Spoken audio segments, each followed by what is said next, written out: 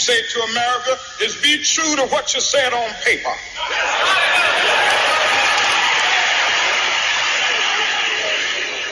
If I lived in China or even Russia or any totalitarian country, maybe I could understand some of these illegal injunctions.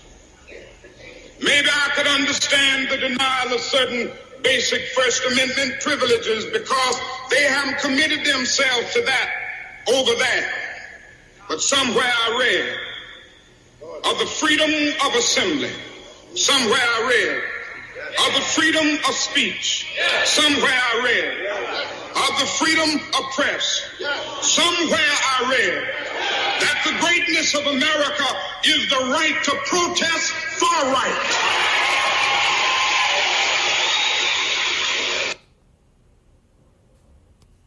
Dr. Martin Luther King Jr. in the 1960s. Next on this edition of The Politicrat,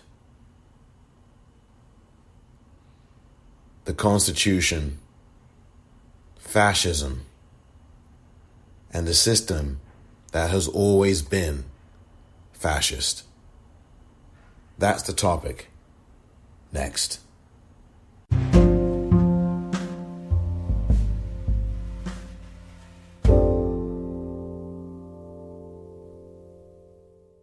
Welcome to The Politicrat. I'm Omar Moore. It is Tuesday, June the 2nd, 2020. We, the people of the United States, in order to form a more perfect union, establish justice, ensure domestic tranquility, provide for the common defense, promote the general welfare, and secure the blessings of liberty to ourselves and our posterity, do ordain and establish this Constitution for the United States of America. We, the people. Those are the first three words of the United States Constitution, and it is not by accident that those words and that Constitution, born in 1787, are the words that begin the Constitution. We, the people. We, the people. I'm going to read Article 1, really Amendment 1, the First Amendment of the Constitution.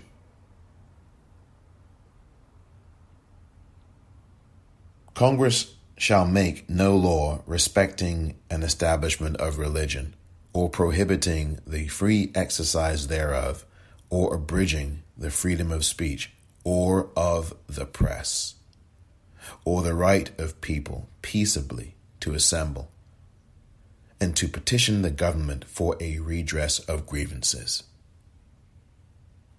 That is the First Amendment of the United States Constitution. What we saw last night was Donald Trump take an axe, a sledgehammer, a tank to that amendment. That is one of the things that he did. And he did it for very selfish, political, and very narcissistic reasons. Last night, because he is so weak, he thought it would be really good to get military police and DC police to show force and spray tear gas on peaceful protesters just outside Lafayette Park, just by a church that had been long closed a church that he wanted to pose in front of. So clear away the peaceful protesters by attacking them with tear gas so that you can have a photo op for your campaign for 2020. You want to show the Christian right how strong you are? You're a fraud. You are a fraud, and you are a failure.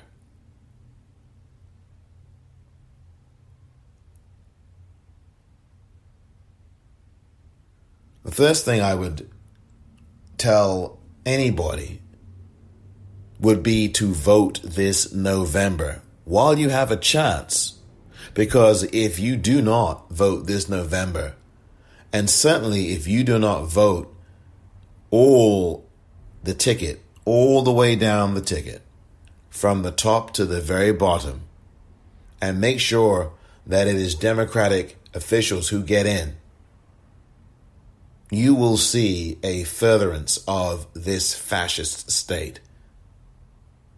I would say, quite frankly, that we've been in a fascist state for 244 years, if not more.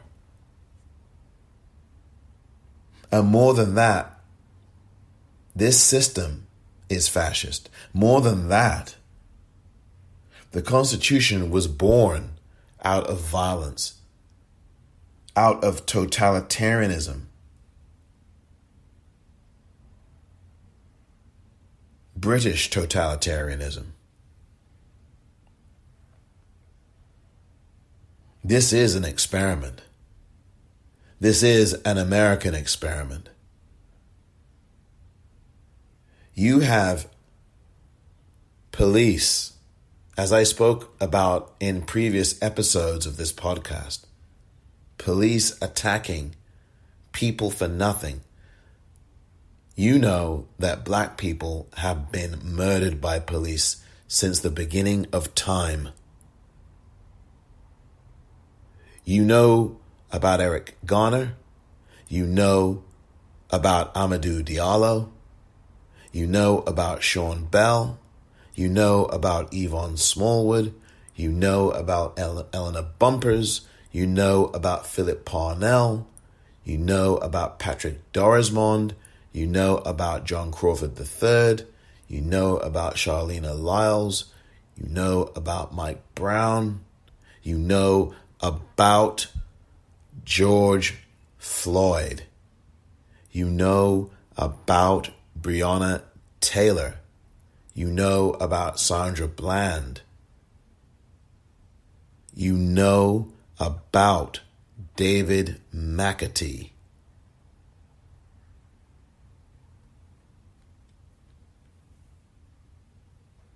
You know about Alton Sterling. You know about Philando Castile. You know about Botham Jean.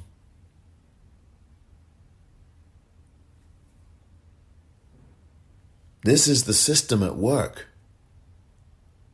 And that's only a few names. Now you see the police going after everybody. And now everybody's voice is being raised. This is Niemöller in action. First they came for the black people, the brown people. And now these fascist police are coming for white Americans. That is what is happening. And now we're hearing everybody speak.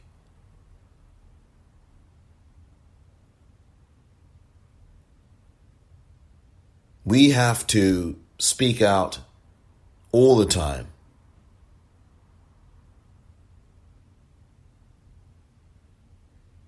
And white people have to speak up all the time. What we saw yesterday, by the way, was a peaceful protest, predominated, by the way, in this instance, by white protesters who were being maced, who were being pepper sprayed, who were being tear gassed.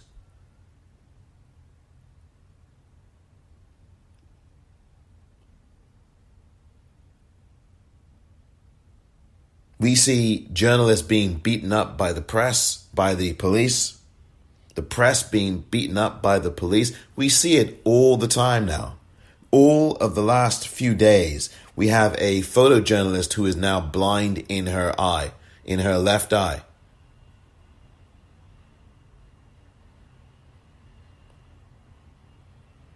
We have so many people now who are being attacked by police while video cameras are rolling, while phones are recording. They don't even care anymore. I mean, on live television in Australia, their breakfast program on Tuesday was interrupted by the thuggery of military police and DC police beating up a reporter and knocking down and beating up a cameraman while he's filming. I mean, it's literally live. And now an investigation is demanded. The Australians now are demanding the US Embassy and others in government here investigate. We'll see if that happens. Australia is one of America's closest allies. We are seeing this in front of us. We are seeing what we've been telling you for hundreds of years. This is a system at work. And what black people have been telling everybody, white people and everybody else, is that this is the system that is crucifying, that is crushing us.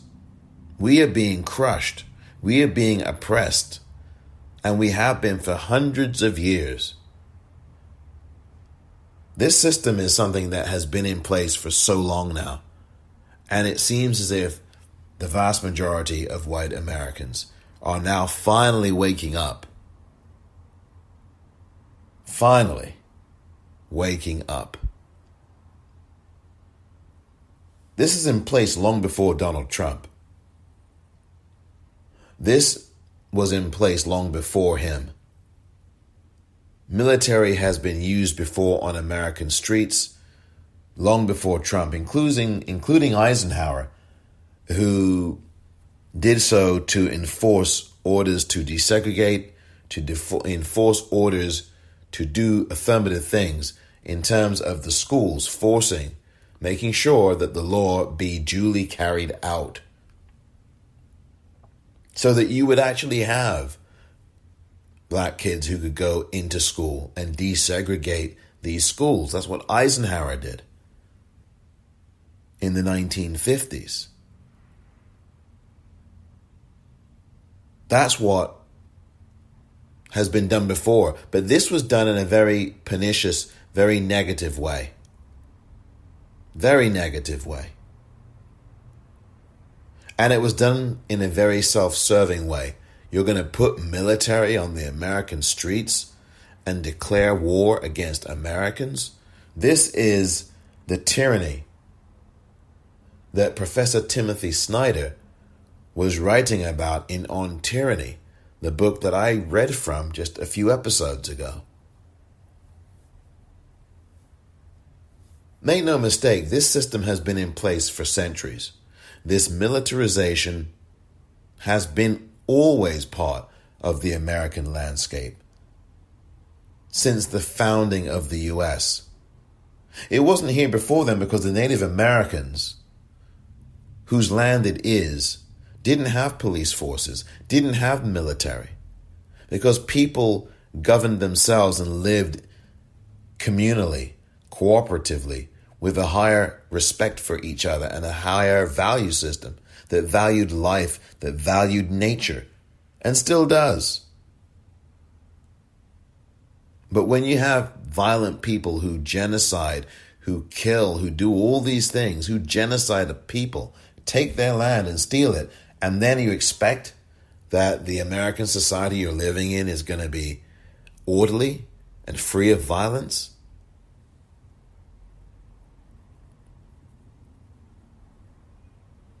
It's not happened. May I remind people that in the 1980s, in the 1990s, under Reagan in the 1980s, and under Clinton in the 1990s, there was an increase in militarization in this country. It just progressively got more and more intense. George W. Bush has done it. George H.W. Bush did it. These wars. Obama tried to scale it back, but Trump has now reversed it. This military vehicle, these tanks, the armory. People are walking down the street, these cops, and they look like stormtroopers. They look like an ad for a Transformers movie. This is what is going on. And I should add that President Obama was conducting war exercises in Flint, Michigan. People have forgotten about that. Michael Moore's documentary Fahrenheit 11/9 shows the video of it. In Flint, Michigan, where there is no clean drinking water and where there are predominantly poor and predominantly black residents. Helicopters flying overhead. Helicopters and planes firing into the night sky. This was happening in 2014 and 2015 in Flint, one of the poorest communities in the United States. Years ago, Flint used to be the envy of America, arguably the envy of the world in terms of its manufacturing, automobiles, car plants. Flint was thriving in the 50s, 60s, 70s.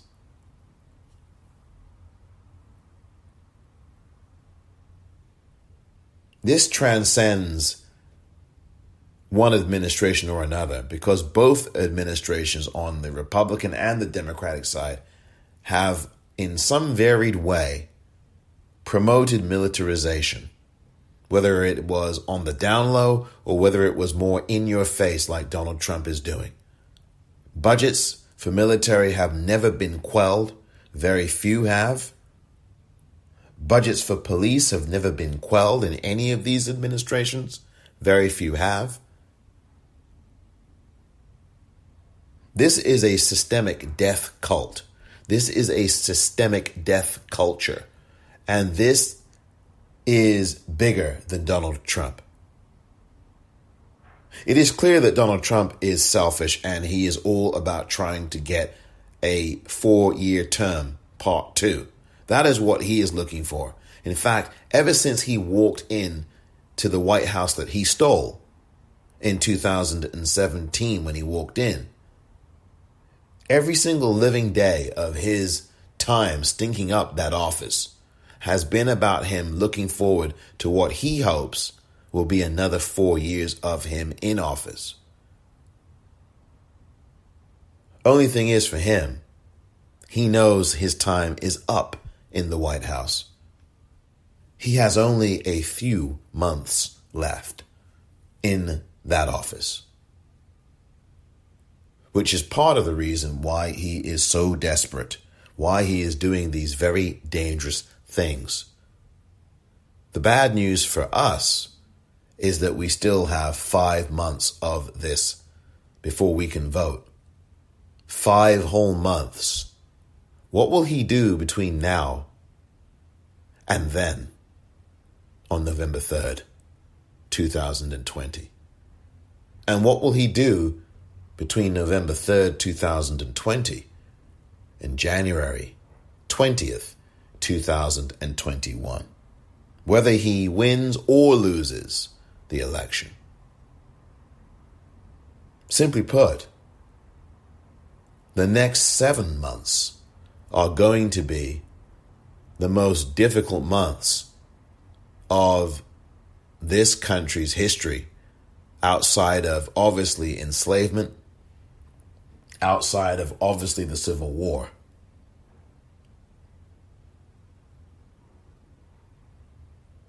And there are probably one or two other events I can speak of. People have forgotten already that we have seen this violence before against we the people. We saw this in 1983.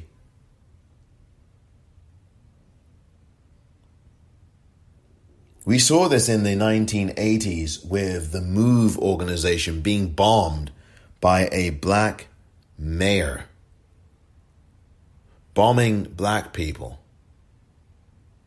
MOVE was a group of black people who protested injustice, who wanted better living conditions, wanted to end poverty, were political freedom fighters and activists.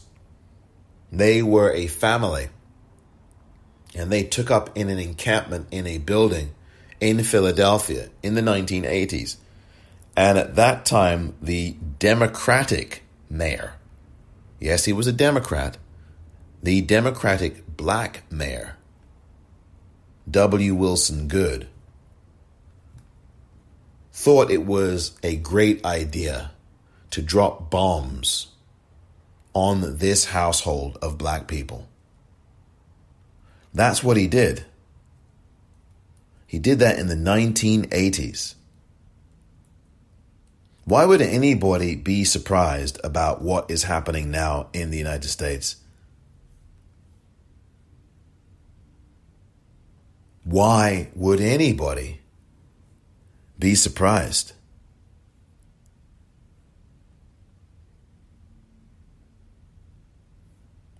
This has gone on for a long time.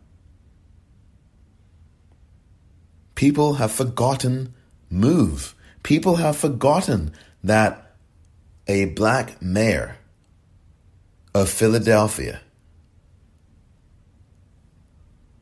bombed MOVE and used the police to do it. And it was 1985. I said 83. 85. They literally dropped bombs on that house with people in it, with black people in it. And they killed the people in that house.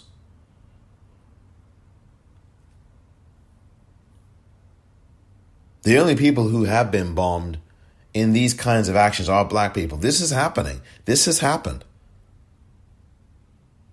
This was a group that cared about liberating black people. This is a group that cared about education, that cared about family, the black family being intact. They cared about peace and justice. And you had a police helicopter drop a bomb on this MOVE house in the middle of a block. 11 people were killed. 5 of them were children. Dozens of houses, at least 65, were destroyed.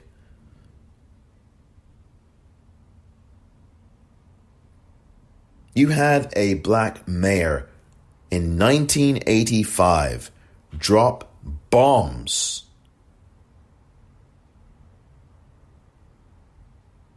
on human beings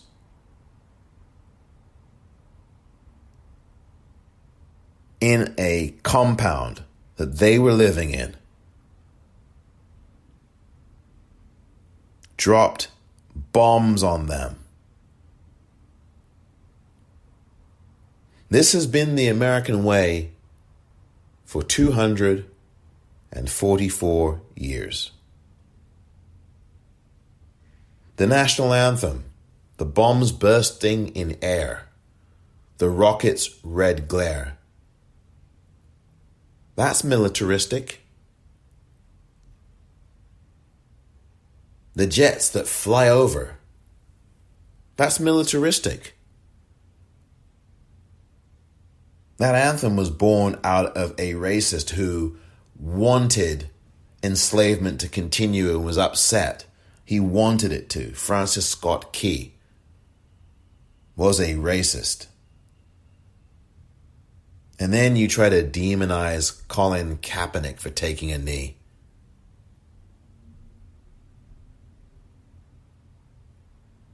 You throw him out of the NFL for taking a knee. And then you've got these white police officers, some of them taking knees. I do not need symbolism. I do not want symbolism. I want justice. Don't do this for a photo op, not to us. Don't do this to us. Do not do this to us. Don't take a knee on one day and then the other 6+ days of the week you continue your police brutality against us. You continue to kill us. What happened to the Africa family, John Africa and company, in that compound in Philadelphia? What happened to the MOVE organization is been happening. It's been happening for centuries. Yesterday's violence and incursions by police have a rich tapestry that dates back to the start. And nobody talked about MOVE. Nobody remembers MOVE. It was 1985. It was only 35 years ago.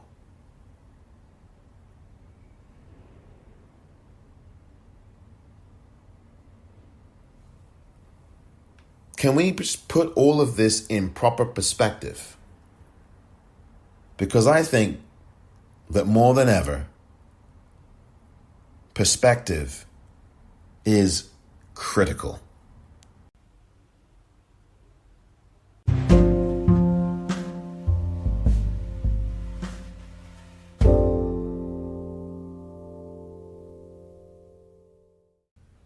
We are not responsible for the mental illness that has been inflicted upon our people by the American government, institutions, and those people who are in positions of power. I don't give a damn if they burn down Target, because Target should be on the streets with us calling for the justice that our people deserve. Where was AutoZone at the time when Philando Castile was shot in a car, which is what they actually represent? Where were they?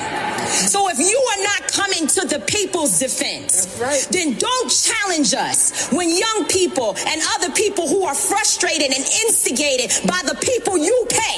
You are paying instigators to be among our people out there throwing rocks, breaking windows, and burning down buildings. And so young people are responding to that. They are enraged, and there's an easy way to stop it. Arrest the cops. Charge the cops. Charge all the cops. Not just some of them, not just here in Minneapolis. Charge them in every city across America where our people are being murdered. Charge them everywhere. That's the bottom line. Charge the cops. Do your job. Do what you say this country is supposed to be about, the land of the free for all. It has not been free for black people, and we are tired. Don't talk to us about looting. Y'all are the looters. America has looted black people. America looted the Native Americans when they first came here. So looting is what you do. We learned it from you. We learned violence from you. We learned violence from you. The violence was what we learned from you. So if you want us to do better, then damn it, you do better. Tamika Mallory. She was one of the co-chairs of the Women's March. She is an activist and has been an activist now for many a year, over the last few years at least. She also is a protege of Reverend Al Sharpton, Tamika Mallory, one of the great leaders that we have in this country, and that was a very important speech that she gave there. What you heard just then was a portion of a speech that she gave last Thursday. She did this at a press conference in Minneapolis. CNN was actually carrying that press conference, and CNN cut away from it, by the way, and went to some other story, which I don't remember what it was, but they did. That was Tamika Mallory. And by the way, follow her on Twitter at Tamika D. Mallory. That's T as in Tom, A, M as in Mike, I-K-A, D as in dog, Mallory. Last name is spelled M as in Mike, A-L-L-O-R-Y. Tamika Mallory. Tamika D. Mallory on Twitter. I really do urge you to follow her. One of the most important leaders, I think, in this country. One of the most important young leaders in this country. She is the movement. She is one of the faces of this movement for Black Lives Matter, for justice in this country for Black people. It's Tamika Mallory there with that speech. And I'm telling you, this was one of the most important things I've heard anybody say over the last few days, which is why I played it. That audio is really worth listening to, and I would actually try to get the whole speech, which I'm sure you can do. This was taken from Democracy Now!, and actually the feed was from WHNS TV, WHNS TV, Fox Carolina. Now, I'm sure that you can find that YouTube and go YouTube that and get the whole speech. Some of the people who were standing right behind her as she spoke included the former NBA player Steven Jackson and also the actor and musician Jamie Foxx, among others. There were others there as well. Some celebrities who were there, and they also spoke. A lot of that didn't get covered live on CNN or in many other places, but they all spoke out, unless the local networks did carry Jamie Foxx, however.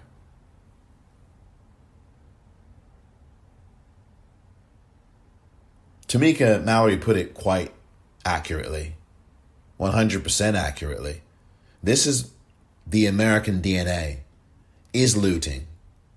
Don't focus, as she quite rightly says, on some people. Quite frankly, as I've said before, poor people looting. And I raised this with Bakari Sellers yesterday, that the media is not covering or at least explaining why people would loot.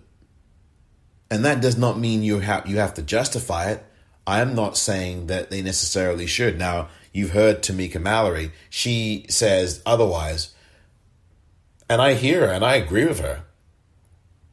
I think that there should be explanations from the media. The media should be trying to educate people.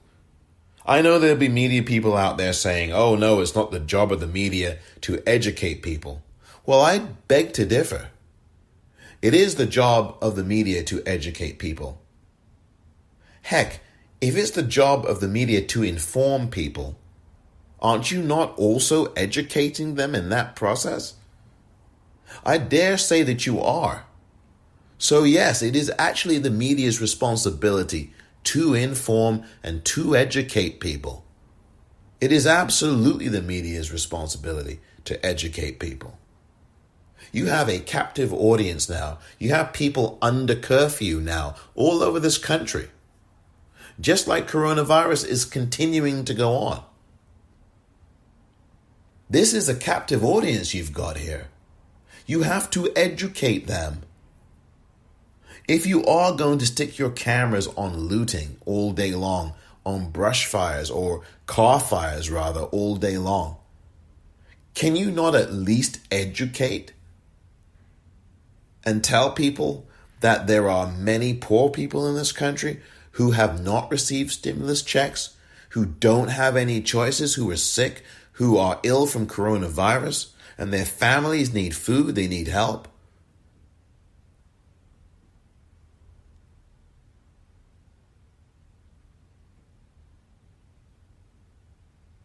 Can't anybody see this? I'm not justifying looting.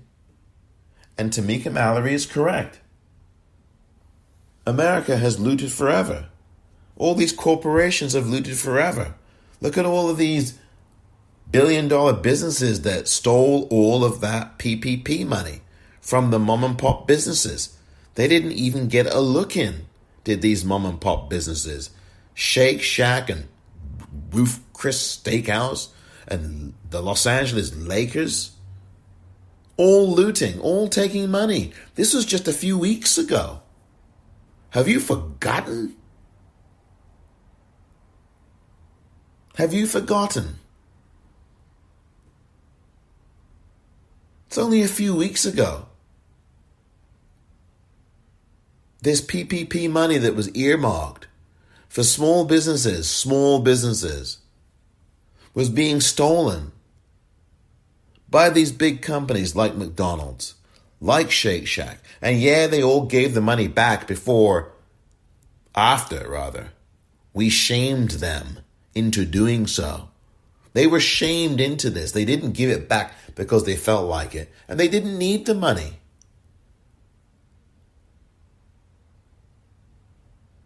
Tamika Mallory is absolutely right.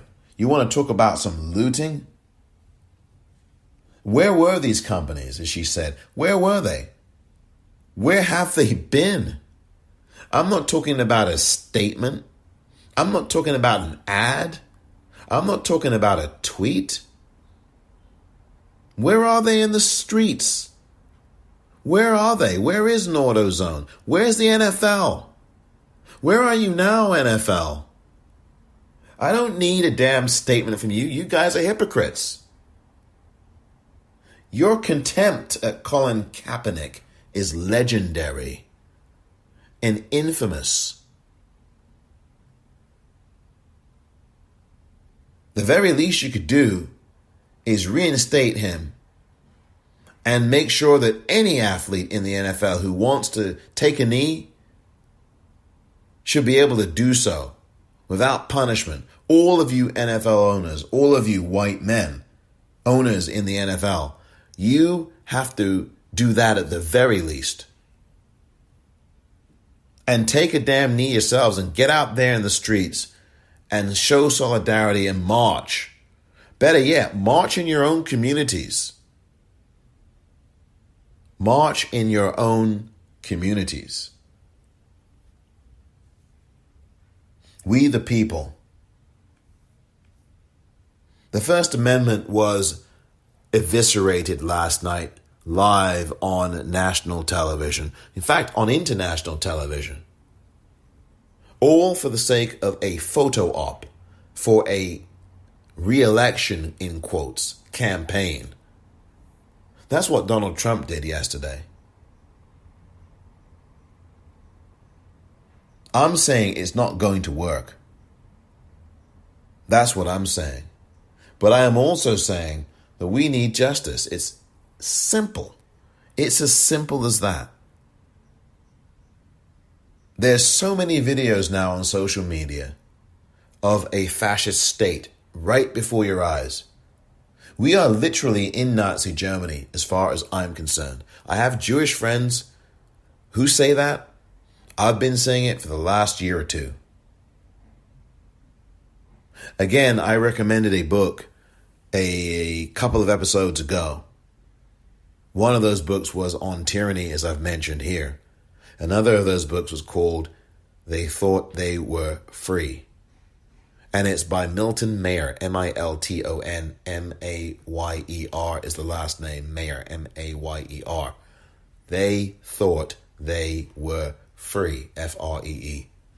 That is about the Germans in Nazi Germany, 1933 through 1945, and how, through the eyes of ordinary Germans, they saw their country shift into fascism and genocide in the blink of an eye.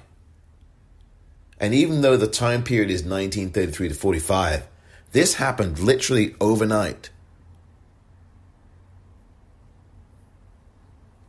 The difference now between Nazi Germany and what is happening now in America is that there are people on the street saying enough. And most of those people are a younger generation of people saying enough. Now, there's obviously people who are older who are involved in marching and in these movements, and they're out there and they're getting arrested by police. They're breaking curfews. In fact, some of the police in New York actually allowed people to continue marching 2 hours past the curfew and beyond, early into this morning in New York City. And I think you're going to start to see more of that. I think you're going to start, this may be way pie in the sky when you're talking about me, but I think you're going to start to see more of this. An attempt in some areas to de-escalate this kind of militarism and violence by police, because the media is not focusing on this police violence. Most of the media are not doing that.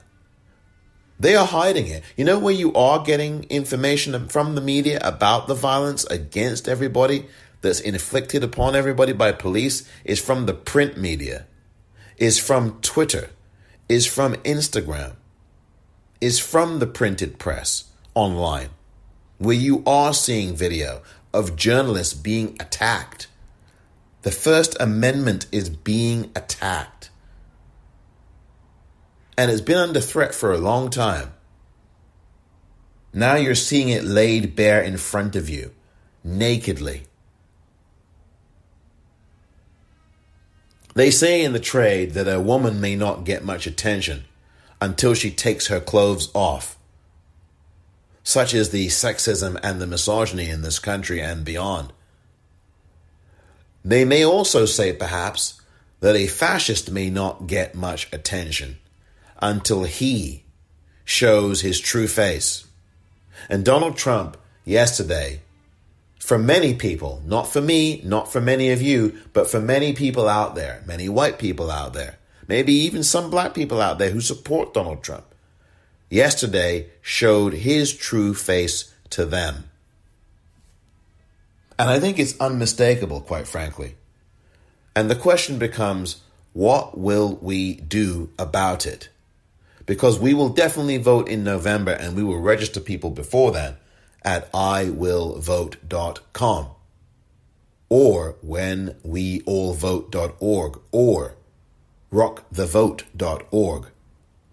But between now and then, what are we going to do? Fascism has been part of the DNA of this country, and it has run amok. Fascism is the merger of corporate and government interests, or corporate and state interests. And we have been in that for so long now. This system was designed this way to fail, because the system really isn't failing. It's failing us, but this is the system at work. This is fascism at work. It's been here. In the 1930s, you had Nazis filling Madison Square Garden in New York. Nazis with uniforms on, with swastikas on, in Madison Square Garden, the world's most famous arena. This is in the 1930s. Who thinks that this began just last night in Washington, D.C.? This hatred and Nazism and fascism have been here forever, since the genociding of the Native Americans and the enslavement of black people. There's so many things online right now. You can go on Twitter right now and see photos, side-by-side comparisons of Adolf Hitler holding up a Bible in the very same manner that Donald Trump was yesterday. There's side-by-side juxtapositions. Trump was holding up a Bible in the same way Hitler was. You can see these all online. You can do a simple search for them. You cannot tell me that Trump did not see that photo of Hitler holding up a Bible with his thumb placed on the Bible and holding it up in the same way Hitler did. He had to have seen that photo. Just like he had to have known of the quote about looting and shooting from a racist mayor in Miami, from a racist police chief, rather, in Miami in 1967. He had to have seen that quote. He is fully aware of what he does. His former wife, Ivana Trump, told a magazine, might have been New York Magazine, but a magazine in the last few years, or back in the 90s or 80s, that Donald Trump always slept with a copy of Mein Kampf on the bedside table next to him. Of course, you know that Mein Kampf was written by Hitler. Donald Trump is a fascist. We know he is a racist. We know he is a misogynist. And we know he is a gaslighter and a pathological liar and a traitor to this country. Make no mistake, these attacks by military on the people of this country must stop. And make no mistakes. Make no mistakes whatsoever. Make no mistake whatsoever. This kind of militaristic, fascist, constitution shredding of this country has gone on for years. It has betrayed every ideal that has been promoted in that constitution. Oh, and by the way, that constitution had in it a 3/5 clause that said that black people were 3/5 of a human being. It's in the Articles of Confederation. 3/5. We've never been seen as human in this country. Black people have never been seen as human in this country. And we're going to talk about policing being the issue? This goes deeper and broader than the policing. This is about the way the country is, the system in the country. The slaughter, the murder, the lynching of George Floyd is a manifestation, the operative manifestation of this country from year one.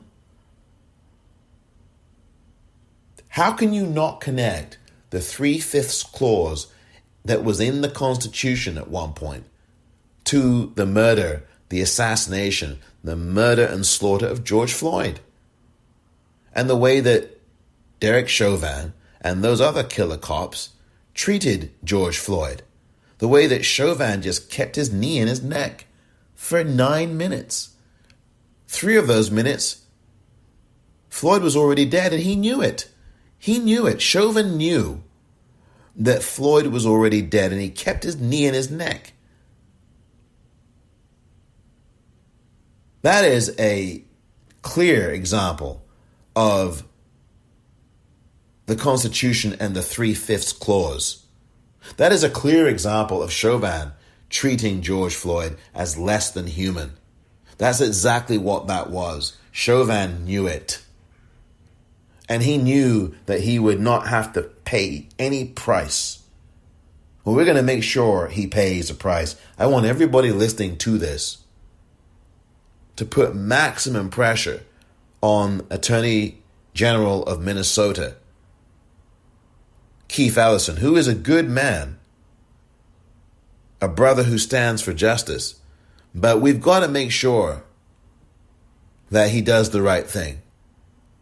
I don't have any doubt that Keith Ellison, who is a former congressman and the first Muslim congressman in the United States, will do the right thing. I don't have any doubt, but we cannot sleep on this.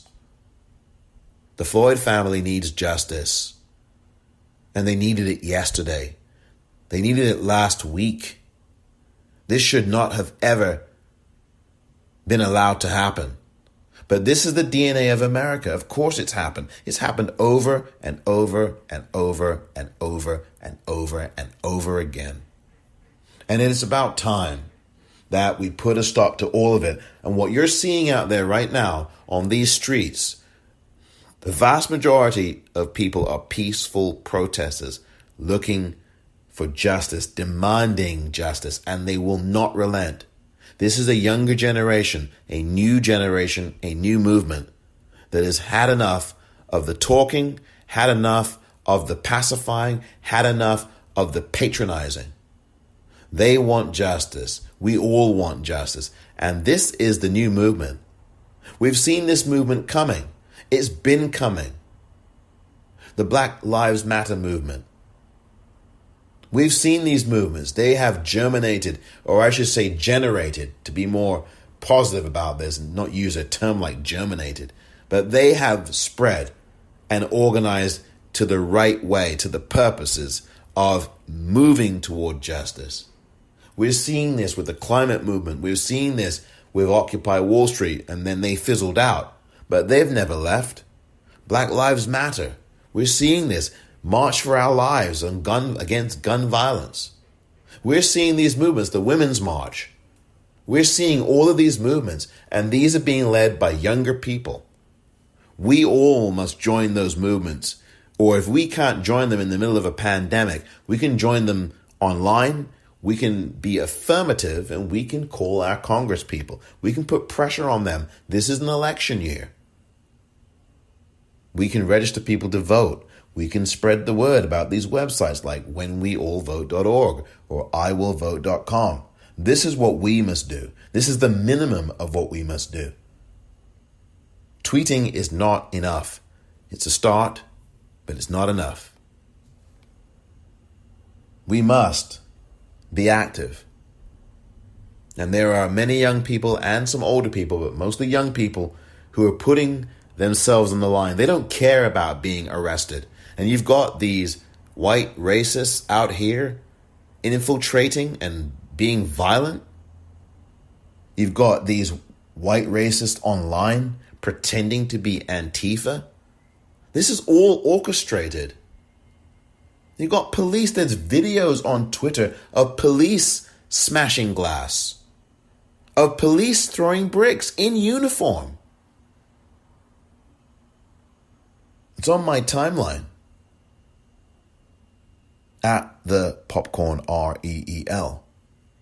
There's video I put on there that someone else had tweeted out. And there is a literal video of police with helmets on, in uniform, smashing the windows and the glass of a storefront, an affluent storefront, a rich store. This is happening. The police are completely engineering a lot of this. Undercover cops are. I've seen that. We've seen the guy with the black umbrella. This is no accident. This is a completely orchestrated fascist march. And people should really wake up about this. Please, wake up to the reality of what the country has become and what it has been for so very long. Thank you for listening to this edition of The Politicrat. I'm Omar Moore.